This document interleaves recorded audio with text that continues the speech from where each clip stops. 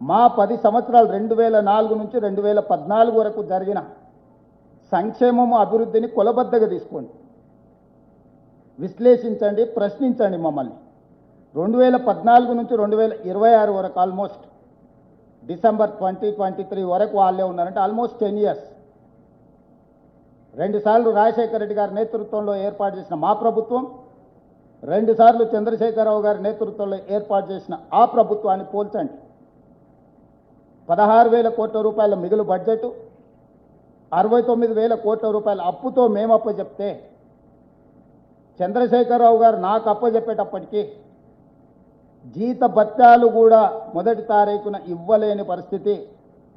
Reserve బ్యాంకులో చేబదులు కింద 1,000 కోట్ల రూపాయల అప్పు, బ్యాంకుల్లో 8,11,000 కోట్ల రూపాయలు, 4 రకాల అప్పులు ఉంటాయి. ఎఫ్ఆర్బిఎం పరిధిలో తెచ్చుకున్న అప్పులు, కార్పొరేషన్ సంస్థలకు ప్రభుత్వం గ్యారంటీ ఇచ్చిన అప్పులు, కార్పొరేషన్ సంస్థలే స్వయంగా మేము కట్టుకుంటామని తెచ్చుకున్న అప్పులు, ఇతర విధానాలలో ప్రభుత్వం తెచ్చుకున్న అప్పులు, 4 రకాల అప్పులు 6,71,000 కోట్ల రూపాయలైతే పోతూ పోతూ చేబదుల కింద బకాయిలు పెట్టినాయి. కాంట్రాక్టర్ల బిల్లులు 50,000 కోట్లు పెండింగ్ పెట్టినాయి. ఉచిత విద్యుత్ సంస్థలకు సింగరేణికి ఒక 30,35,000